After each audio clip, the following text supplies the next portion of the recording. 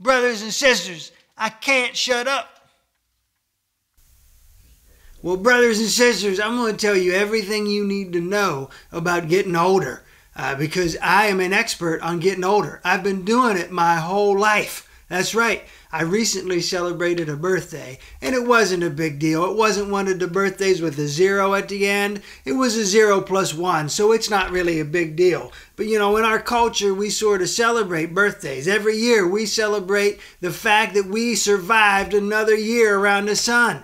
And I guess it's something to celebrate. We got to find the little things, maybe. I guess celebrating each and every year is a good thing to celebrate. But we're getting older all the time. Every year we're getting older. Shoot, every day we're getting older. Every hour you are an hour older than you were before. Every minute, brothers and sisters, every second you are 1 second older than you were before. Every second should be a celebration that you made it one more second. It's a miracle, brothers and sisters. I can't believe I'm still here.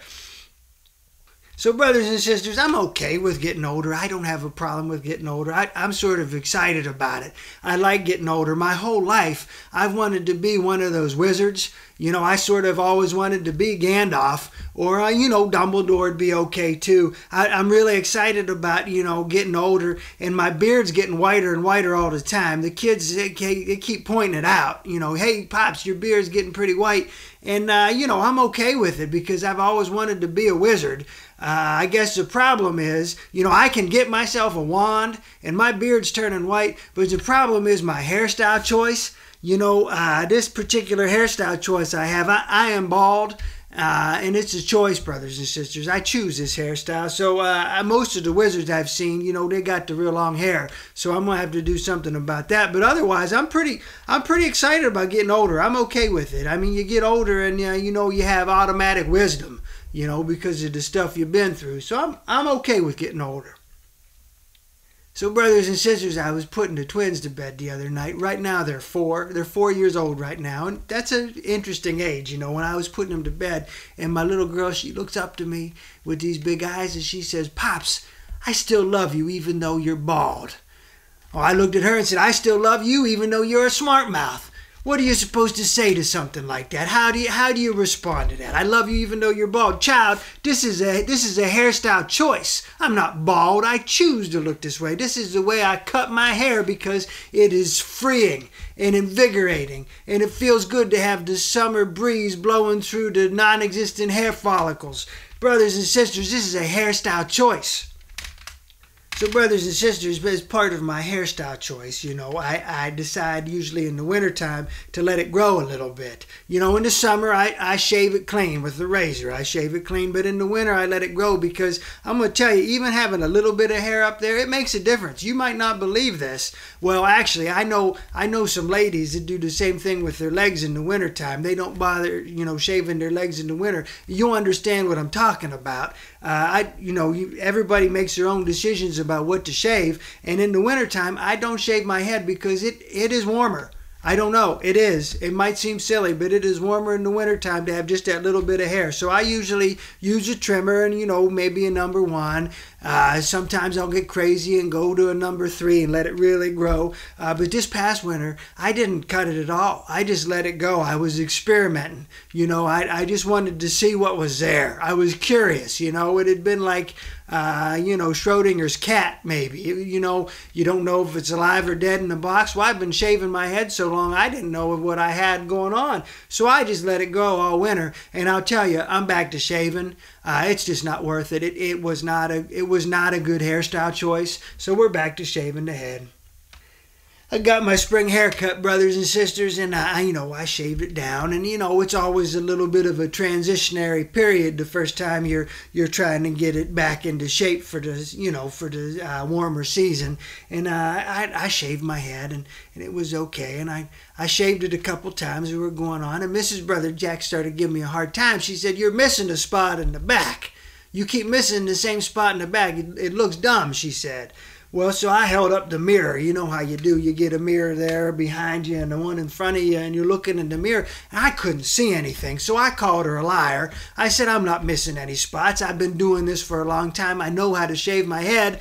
Nothing has changed. I know how to shave my head. This is not new for me." And I said she was wrong. I was not missing a spot. I could feel it. And then she came over and she pulled the hair on the back of my neck and said, there it is, you're missing that spot. And then the pain convinced me that she might be right. I was missing a spot. So brothers and sisters, in case you missed the 80s, I'm going to tell you about the rat tail.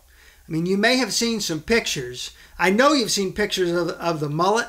That one's been glorified in some movies, and, you know, people have made the mullet famous, brought it back a little bit to some extent, and everybody knows the mullet. That's when you're short on top and you keep it long in the back. But the rat tail, brothers and sisters, was completely different. You know, you keep it trimmed up. You know, you got a high and tight maybe, or, you know, you just buzz the whole thing, whatever, number one, whatever. But then in the back, it wasn't the whole back it was long. It was just a little triangle here in the back. It was sort of the reverse soul patch. You get the soul patch here under your lip if you're into the beard trimmings and whatnot. And the rat tail was the same thing in the back, little triangle in the back, and you let it grow real long like a rat tail. And I'll tell you, brothers and sisters, baby brother Jack always wanted a rat tail. When I was little, I always wanted to have a rat tail. I thought that would be the coolest thing. But I tell you, my mother, she had some different opinions about the rat tail, and I was not allowed to grow a rat tail. She made sure I had the same haircut that my daddy had, because that's what any good haircut should be, I guess. I don't know. Haircuts, I guess, are hereditary. I don't know. But I always had the same haircut as my dad because I didn't have a choice. And I sort of regret not ever growing a rat tail. And so, you know, now maybe since Mrs. Brother Jack said I was missing that spot in the back, maybe subconsciously I was trying to go a rat tail. I don't know. The funny thing is, that's probably about the only spot on my head where I could grow hair if I needed to. So I guess a rat tail would be a good choice for me.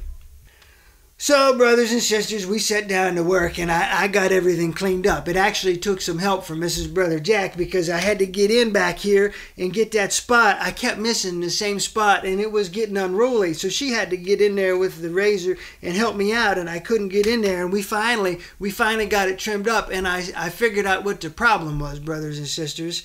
I'm sure you've seen this before, but it's the Old Man Wrinkle.